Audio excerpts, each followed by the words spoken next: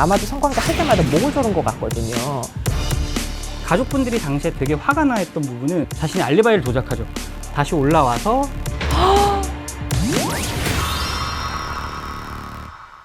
안녕하세요. 그알 외전 진행을 맡은 아나운서 이윤아입니다. 오늘은 이수정 교수님과 함께 하루 평균 50여 건의 신고가 들어올 정도로 아주 심각한 범죄에 대해서 이야기를 나눠볼까 합니다. 바로 데이트 폭력입니다. 폭력을 행사하는 데이트 폭력도 가한 것으로 알려졌습니다.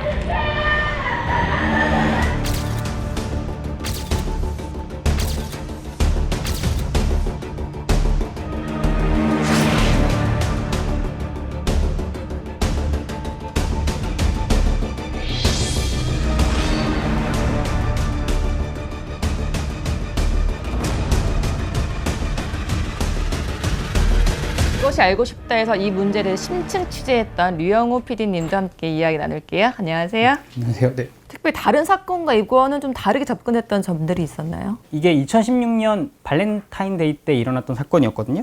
딴 거보다 이 사건 자체가 그러니까 살인까지 이어지는 그 전조 증상이랄까? 네. 이런 것들이 되게 많았던 사건이라서 좀 그 이웃들 인터뷰를 했던 것 같은데 이웃들이 집에서 계속 쿵쿵 소리가 났다고 그렇게 진술을 옆에 외국인 분이었거든요. 감수성도 조금 더 높았을 텐데도 한국에서는 안 일어나 보다 하면서 안 했다고 말씀을 하시더라고요. 우리나라에서 일어나는 데이트 폭력은 제3자는 신고를 안 한다는 데 문제가 있어요. 그들의 사적 영역이고 그냥 그렇고 그런 관계인가 보다 하고서는 그냥 외면해버리고 그러다 보니까 결국은 이 사건도 사망에 이를 정도로 폭력이 사실은 굉장히 오랫동안 지속된 사건이거든요.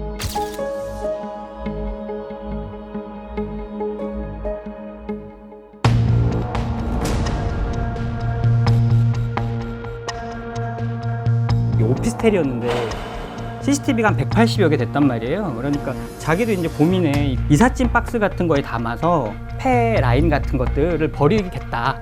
이걸 변명으로 해야겠다라고 생각하고 근데 시신을 옮기는데 경찰도 이제 그 CCTV를 봤을 거 아니에요. 네. 근데 가족분들이 당시에 되게 화가 나 했던 부분은 저 작은 박스에 어떻게 여자가 들어가냐 하면서 용의자로 한동안은 설정을 하지 못했던 거예요. 그게 너무 아쉬운 그래서 부분이네요. 참고인 조사만 해서 여자는 어디 갔냐?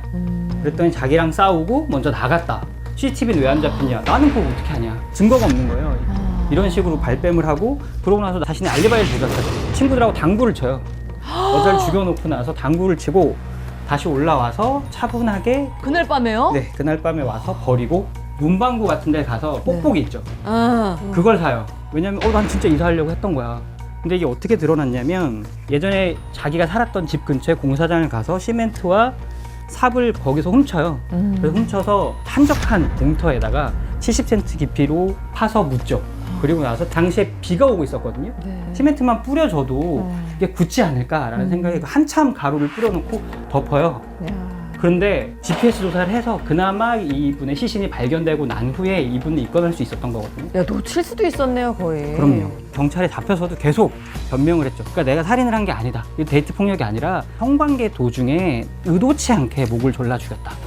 결국엔 어쨌건 부검상에서 비급회색에 의한 질식사라고 나오고 다른 폭행의 상처들도 흔적들이 있고. 있었기 때문에 뒤에는 인정했죠. 자기가 손이 저릴 정도로 눌러서 죽였다. 전 여자친구한테 한 말씀만 해주시죠.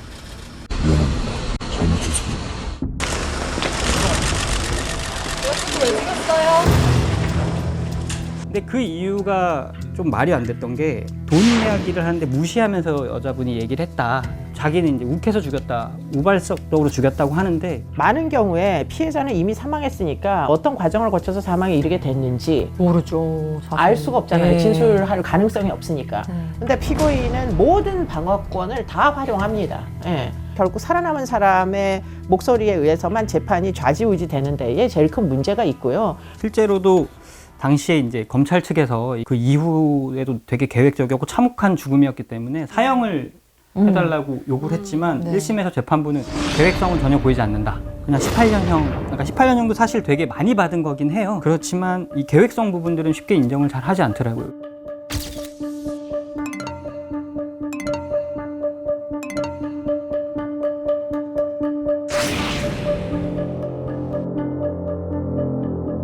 살인이 벌어지기 전에 이 남자가 하도 집착을 하니까 여자분도 떠나겠다 했더니 내가 지금 가난 말기라서 2016년 2월 말까지 산다 해. 그게 말이 돼요? 내 인생 마지막 괌 여행을 같이 가자. 그때까지만 같이 함께 있어줘. 라고 했더니 여자분은 순진하셨어요. 이게 집착적인 것도 알고 했지만 이 남자가 죽는다고 하니까 죄책감에도 더 잘해줄래다가 이렇게 변이 생긴 거죠. 22살이면 사실은 사회 경험도 별로 없을 정말 아직 그쵸. 너무 앳된 나이잖아요. 22살이라는 연령이 주는 영향도 아마 있었을 걸로 보여요. 거의 첫사랑에 가까운 사람이고 심지어는 도움이 필요하다고 네. 호소를 하니까 나의 헌신으로 우리의 관계는 얼마든지 개선될 수 있다. 이렇게 그냥 낭만적으로 생각을 했던 그것이 결국에는 이런 결과를 초래했는데 정말 가슴 아픈 게 그 오피스텔로 들어가는 장면에서 약간 춤추듯이 너무 행복한 지금 이 사건 같은 경우에 아마도 성관계 할 때마다 목을 조른 것 같거든요. 그러니까 피해자의 경우에는 이 이제 가해자의 장기간 동안의 폭행에 대해서 극도로 어떤 두려움이 있었을 가능성이 굉장히 높아요.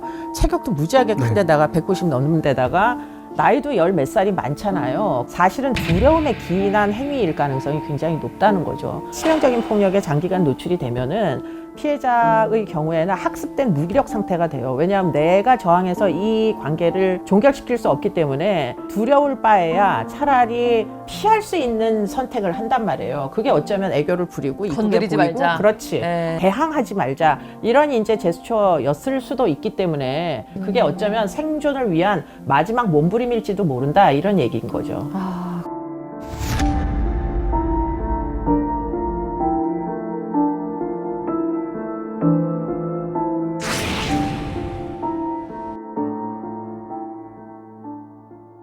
저는 이거 취재하다가 되게 계속 느꼈던 건 데이트 폭력을 가하는 가해자들이 내가 사랑하기 때문에 이렇게 해도 돼. 가능의 영역이라고 생각하는 것 같더라고요. 넌 내 거니까. 그게 왜 그런 거 가지고 왜 문제를 삼냐. 파트너 폭력은 일단은 기본적으로 파트너를 대등하게 여기지 않는 경우에 훨씬 더 많이 발생해요. 넌 내가 가르쳐야 되는 존재. 그렇죠. 네. 상대방의 의사를 존중하지 않기 때문에 상대방이 거절하거나 또는 싫어하는 부분이 입력이 안 되는 거죠. 노해도 입력이 안 돼. 입력이 안 되는 거죠. 그러니까 서구 사회에서 양성평등 교육 이런 거 할 때 노는 노다.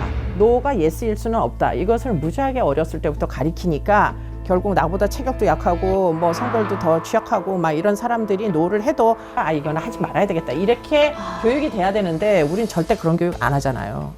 근데 99%를 잘해도 1% 폭력적인 부분을 발견만 하면 그때 딱 알아차려야 되는데 그게 쉽지가 않나 봐요, 교수님. 쉽지가 않죠. 폭력이 있음에도 불구하고 지속되는 이유는 헤어지자 해서 사실은 실제로 떨어져요. 네. 떨어지는데도 수용을 못하고 결국은 나는 헤어질 수가 없어 하고서는 또 찾아가지고 와가지고 또 폭행하고 그런 행위를 해도 우리나라에서는 스토킹 행위를 해도 그게 범죄가 아니기 때문에 이 데이트 폭력으로 인명피해가 1년에도 굉장히 많이 발생하죠. 그때 프로그램에서 취재했던 사건 중에 9년간 그렇게 당하셨던 분이 있었거든요. 차를 몰고 그 알아요. 거기로 들어왔던 사건이 있었는데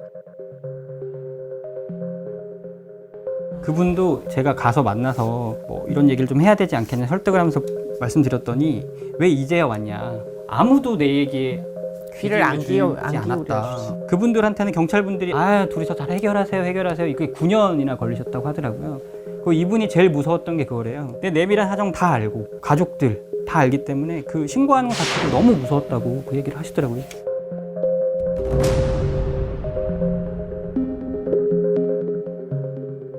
사람들이 쉽게 얘기해줘. 사실 결혼한 것도 아니고 같이 키울 애가 있는 것도 아닌데 왜 못 헤어졌냐. 친절히 신고하고 헤어지면 되지 않냐. 근데 얽히고 설킨 관계가 그 역사가 너무 오래돼서 자신의 어떤 성적인 부분, 금전적인 부분 이런 것도 다 알고 있어서 그렇게 또 협박을 하는 거잖아요. 그렇죠. 문제는 데이트 관계는 아직 혼인신고가 안 돼 있잖아요. 네. 가정폭력처벌법 같은 경우에는 임시조치 같은 걸 많이 요청할 수가 있어요. 네. 법원에다가. 그러니까 법률이 근거가 있어야지 무슨 임시조치를 이제 요청할 수가 있는데 데이트 폭력은 그냥 폭력이나 상해인 거예요. 형법이 적용이 된단 말이죠.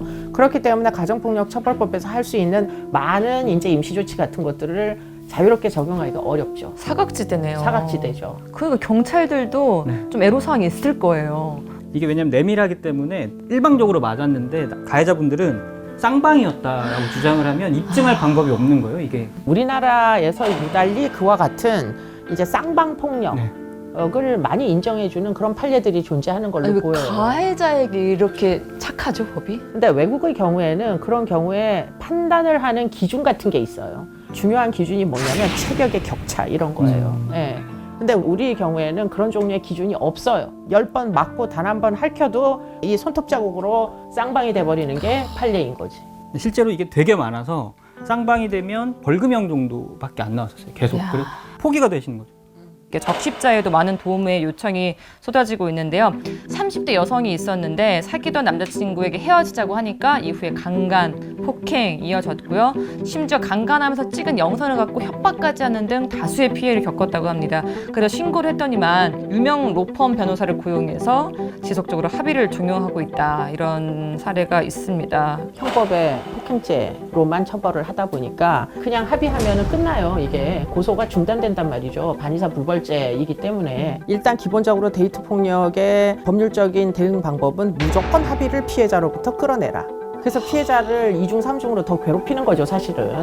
참 법적인 사회적인 도움이 필요할 것 같은데 살해자는 원래는 요가 강사였대요. 근데 갑자기 또 체중이 증가하면서 일을 못하고 그렇게 우울증과 공황장애를 겪고 있는 상황입니다. 근데 가해자에게는 성폭행 부분은 증거 불충분으로 불기소가 난 상황이라서 피해자가 항고를 진행하고 있습니다. 그래서 적십자사가 생계비와 주거비 등 경제적인 지원은 물론이고 법률 지원까지 무료로 도와주면서 소송을 돕고 있습니다.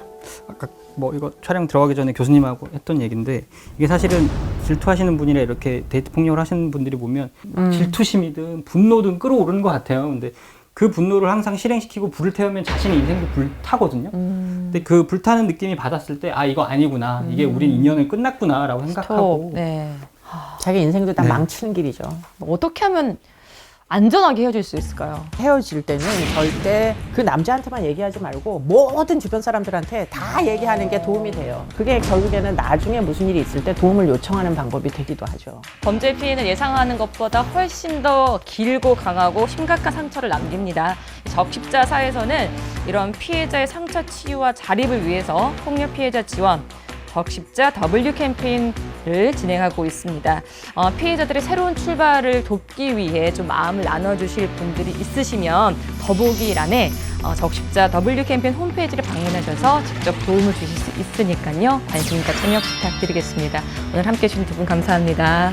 수고하셨습니다.